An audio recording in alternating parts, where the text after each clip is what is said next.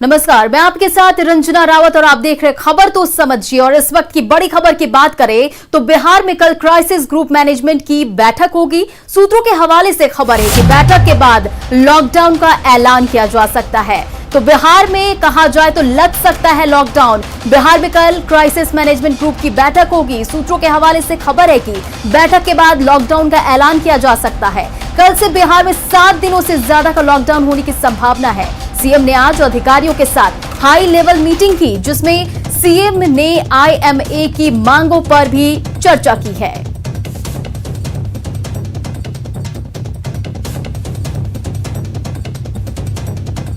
और इस पर अपडेट के साथ हमारे संवाददाता आनंद अमृतराज जुड़ गए हैं फोन लाइन पर। जानते हैं क्या कुछ अपडेट है। जी आनंद, बताइए। आज देर शाम मुख्यमंत्री नीतीश कुमार ने उच्च स्तरीय बैठक की। कोविड का मामला जिस तरीके से बिहार में बढ़ता जा रहा है, उसके बाद बिहार सरकार चिंतित है और हाईकोर्ट में भी सख्त फटकार लगाई है। उसके बाद लगभग 1.5 घंटे तक बैठक हुई और बैठक में कई सारे निर्देश जारी किए गए। और कल दोपहर में क्राइसिस मैनेजमेंट ग्रुप की महत्वपूर्ण बैठक होने वाली है और इस बैठक के बाद बिहार में लॉकडाउन लग सकता है, ऐसे सूत्र बताते हैं, जो 7 दिनों से ज्यादा के वक्त तक लग सकता है। तो जाहिर सी बात है, कल क्राइसिस मैनेजमेंट ग्रुप की महत्वपूर्ण बैठक है और इस महत्वपूर्ण बैठक में तमाम मुद्दों पर चर्चा हो जाएगी।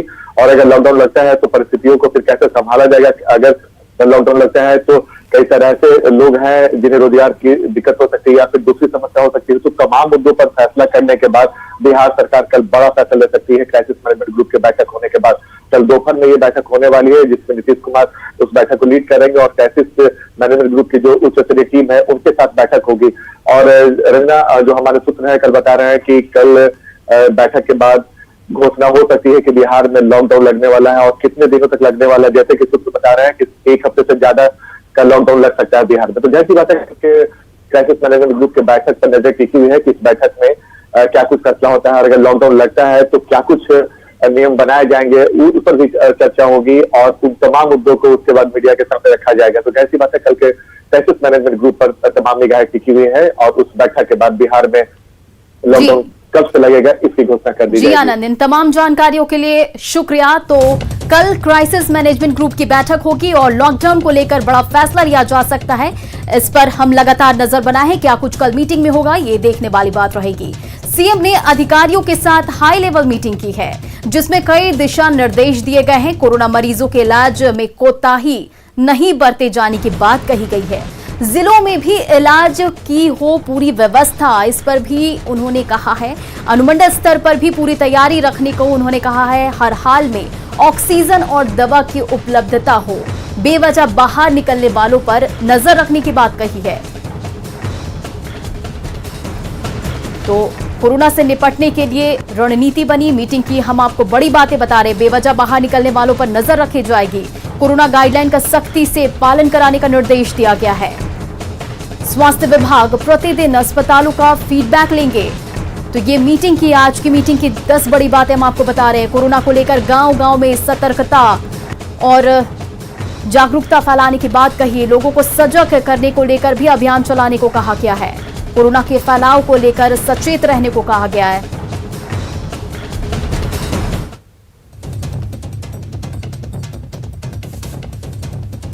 और हमारे संवाददाता रजनीश हमारे साथ लाइव जुड़ गए इस वक्त।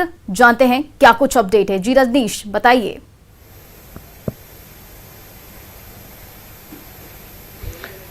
देखिए, बिहार में अगर एक्टिव केस की संख्या की बात करेंगे तो 1 लाख से ऊपर पहुंच गया है। उसके बाद एक्टिव केस को देखते हुए राज्य सरकार ने महत्वपूर्ण बैठक पहले भी की है, लेकिन बैठक में जिस तरह से लॉकडाउन को लेकर जो संशय लगा हुआ था, लॉकडाउन लागू नहीं हुआ है। लेकिन आज सीएम जब बाहर निकले थे सड़कों पर जायजा लेने के लिए, तब उस समय यह अंदाजा लगाया गया था कि सीएम आज बैठक करेंगे। और बैठक जब शुरू हुई है तभी न्यूज 18 के पास खबर आ गई है सूत्रों के हवाले से कि बिहार में 15 दिनों के लिए लॉकडाउन लगने वाला है। यानी अभी पूरी संभावना है कि लॉकडाउन लगने वाला है। हालांकि बैठक खत्म हो गई है, तमाम जो अधिकारी हैं वो बैठक से बाहर निकल गए हैं और कल जो कोरोना क्राइसिस मैनेजमेंट ग्रुप की बैठक होगी, उसमें सीएम नीतीश कुमार भी शामिल होंगे और बैठक के बाद घोषणा कर दी जाएगी कि बिहार में लॉकडाउन लगेगा। बता दूं आपको कि 7 दिनों से ज्यादा यानी 15 दिनों के लिए बिहार में पूरी तरह से संभावना है कि लॉकडाउन लगने वाला है। और इसके साथ साथ जो पुलिस है, पुलिस की ड्यूटी बढ़ने वाली है। गृह विभाग ने निर्देश देने की भी तैयारी शुरू कर दी है कि तमाम जो जिलाधिकारी हैं, एसएसपी हैं, एसपी हैं, वो अपने स्तर से अब जो व्यवस्था है वो तैयार रखें ताकि लॉकडाउन लगने के बाद किसी को परेशानी नहीं हो। जरूरत की सेवाएं जो है बंद नहीं की जाएगी। एम्बुलेंस हो, स्वास्थ्य सेवा, दूध या जो भी सेवाएं हैं जरूरत की वो बंद नहीं की जाएगी, दवा दुकान।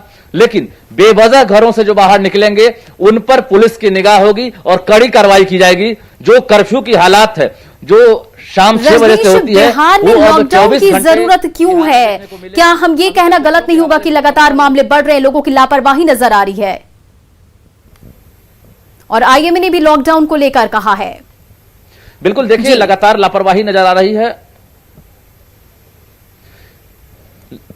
लापरवाही की वजह से ही बता दें आपको कि आंकड़े जो हैं लगातार तेजी से बढ़ रहे हैं और आलम यह है कि जो मौत का आंकड़ा है ना सिर्फ उसमें तेजी से इजाफा देखने को मिल रहा है, बल्कि जो अस्पतालों में भर्ती होने वाले जो मरीज हैं उनकी संख्या भी बढ़ रही है।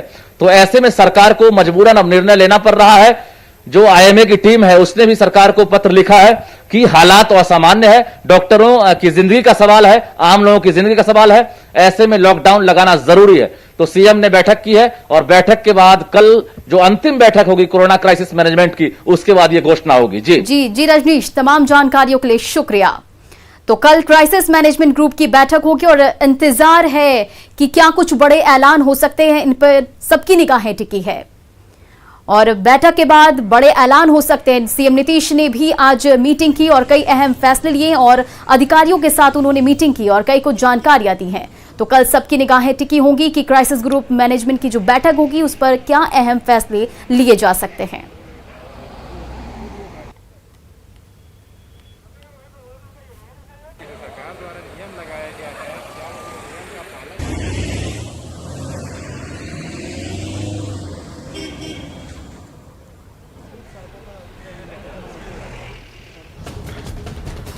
तो आपको बता दें आज जो मीटिंग हुई उसकी 10 बड़ी बातें आपको बता दें। कोरोना मरीजों के इलाज में लापरवाही ना बरतने को कहा गया है। जिलों में इलाज की पूरी व्यवस्था हो, इसे लेकर भी चर्चा हुई। अनुमंडल स्तर पर भी पूरी तैयारी रखने को कहा गया। साथ ही हर हाल में ऑक्सीजन और दवा की उपलब्धता होनी चाहिए। बेवजह बाहर निकलने वालों पर कड़ी नजर रखी जाएगी। लगातार कोरोना प्रोटोकॉल का जो पालन है उसे अपील की जा रही कि गाइडलाइन का पालन किया जाए, सख्ती से पालन हो। स्वास्थ्य विभाग प्रतिदिन अस्पतालों का फीडबैक ले। बता दें कि हम आपको मीटिंग की 10 बड़ी बातें बता रहे हैं। कोरोना को लेकर गांव में सतर्क करने की बात कही गई, लोगों को सजग करने को लेकर अभियान चलाने को कहा गया।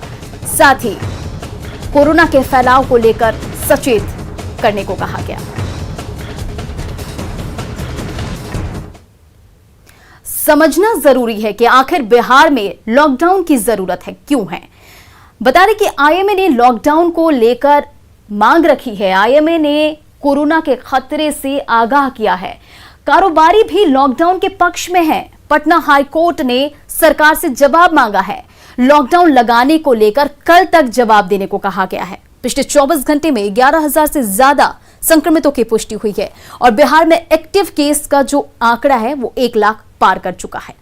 बिहार में कोरोना पूरे रफ्तार में है। पिछले 24 घंटे में 11,407 नए केस सामने आए हैं, जबकि अकेले पटना में 2,028 नए मरीज मिले हैं। पटना के बाद सबसे ज्यादा केस वैशाली में मिले हैं। वैशाली में 1,035 नए संक्रमित मरीजों की पुष्टि हुई है और कोरोना से पिछले 24 घंटे में 82 लोगों की मौत हुई है। बिहार में जो एक्टिव मरीजों का आंकड़ा है वो बढ़कर 1,07,667 पहुंच चुका है।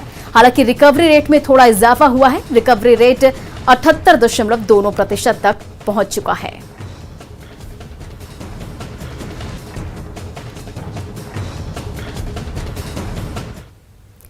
बिहार में कोरोना रफ्तार में है और इस खबर को समझने की जरूरत है। कल के हिसाब से आज के आंकड़े कम हैं।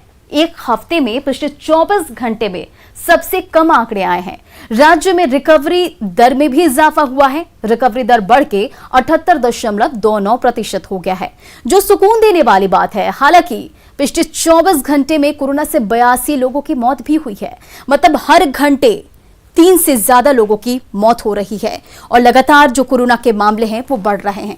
कोरोना के बढ़ते संक्रमण को देखते हुए बिहार के सभी अदालतों को पटना हाई कोर्ट के आदेश पर पहले 1 मई तक बंद किया गया था, लेकिन संक्रमण की रफ्तार को देखते हुए आदेश को विस्तार कर दिया गया है और अब 12 मई तक कोर्ट की कार्रवाई पूरी तरह से बंद रहेगी।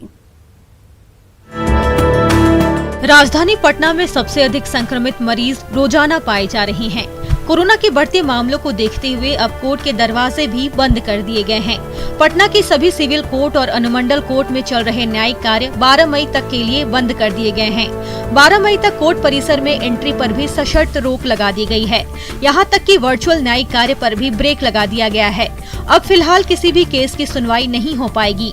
जारी आदेश में कहा गया है कि कोरोना चेन को तोड़ने के मकसद से पटना उच्च न्यायालय से निर्देश प्राप्त कर अदालत को 12 मई तक के लिए बंद किया गया है। कोर्ट के मेन गेट पर सुरक्षा कर्मियों को तैनात कर दिया गया है।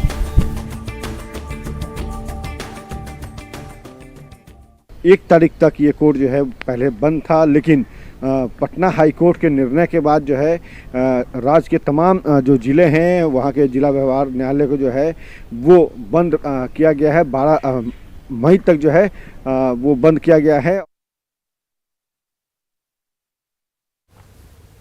बिहार में संक्रमण की सुनामी के आगे सरकार के लेकर तमाम निजी अस्पताल फुल हो चुके हैं। कहीं बेड की कमी है तो कहीं ऑक्सीजन की किल्लत ने सिस्टम और सोसाइटी को परेशान कर रखा है। लेकिन इस आपातकाल के बीच पटना से राहत की भी खबर है।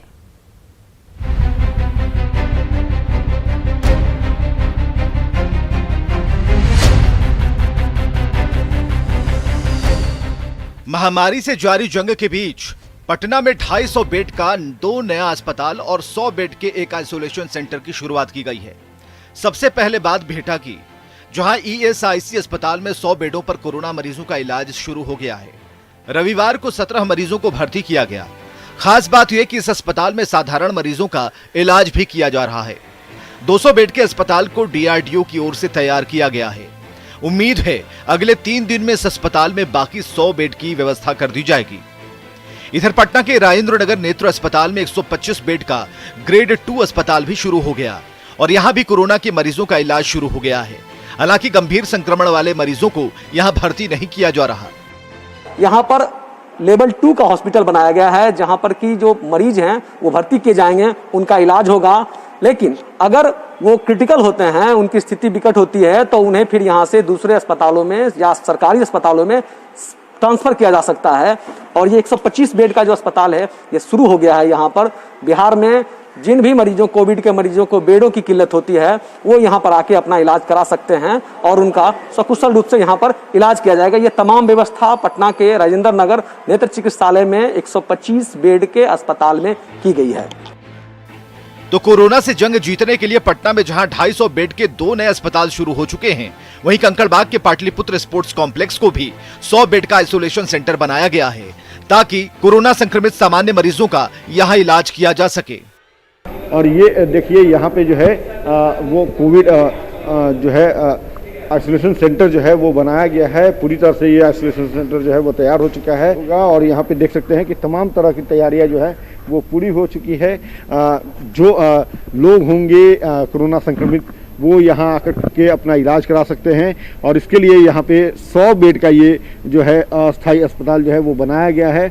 पूरी तरह से जो है तमाम तरह के जो संसाधन है वो यहाँ पे लगा दिए गए हैं। ऑक्सीजन जो है वो लगा दिए गए हैं। उसके अलावा जो अगर हम बात कर ली जाए तो वेंटिलेटर जिसकी लेकर के लगातार जो है कमी देखने को मिल रही थी, तो वो भी यहाँ पे जो है वो बनाया हुआ है और पूरी तरह से ये अस्पताल जो है वो तैयार हो चुका है।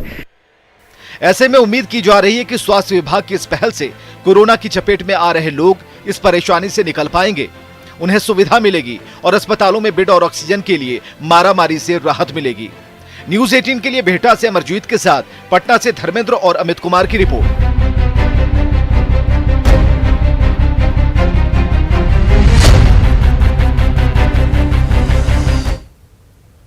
कोरोना के खिलाफ जंग जारी है। हर कोई इस जंग में अपने तरीके से योगदान दे रहा है। कोई इलाज कर रहा है, कोई वैक्सीन पहुंचा रहा है, कोई साफ सफाई देख रहा है। ऐसे ही एक कोरोना वॉरियर है मध्य प्रदेश के श्याम बैरागी, जो गाकर लोगों को जागरूक कर रहे हैं।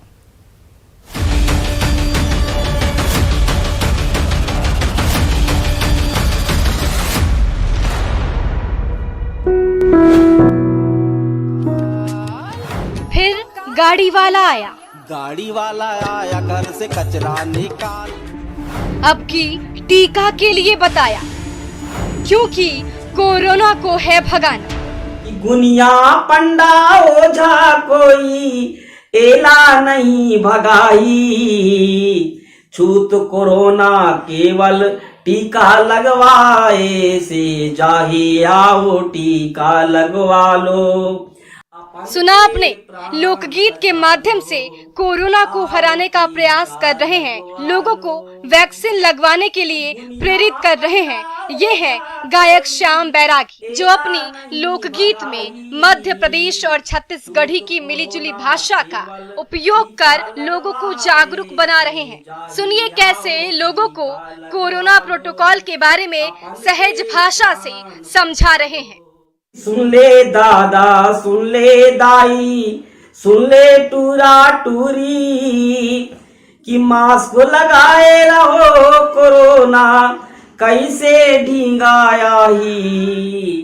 नगर पालिका एक बार फिर श्याम बैरागी का ये गीत शहर की गलियों में बजाने की तैयारी कर रहा है। इस गाने के माध्यम से फिर लोगों को जागरूक किया जाएगा। नगर पालिका बहुत जल्द ही इस गाने की रिकॉर्डिंग कराकर लोगों को जागरूक करेगा। कि घूमे फिरे के टेम नहीं आ, कि घूमे फिरे के टेम नहीं आ, झूठ कहूं में नहीं। श्याम बैरागी की इस आवाज को सुनकर आप तो पहचान ही गए होंगे। ये एमपी के मंडला के वही सरकारी शिक्षक हैं, जिन्होंने सफाई अभियान के समर्थन में गाड़ी वाला आया गीत लिखा था, जो न सिर्फ देश बल्कि विदेशों में भी काफी मशहूर हुआ। एक बार फिर इनका गीत वैक्सीनेशन के मुहिम को बढ़ावा देगा, साथ ही शहरों से लेकर गांव तक लोगों को कोरोना के बारे में जानकारी देगा। Bureau report, news 18 network.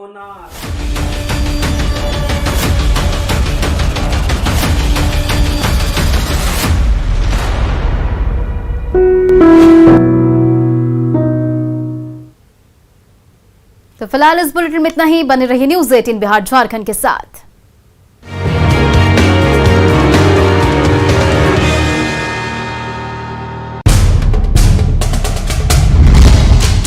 सबसे तेज नतीजे दिखाने की होड़ में सारे चैनल दिखाते रहे गलत आंकड़े,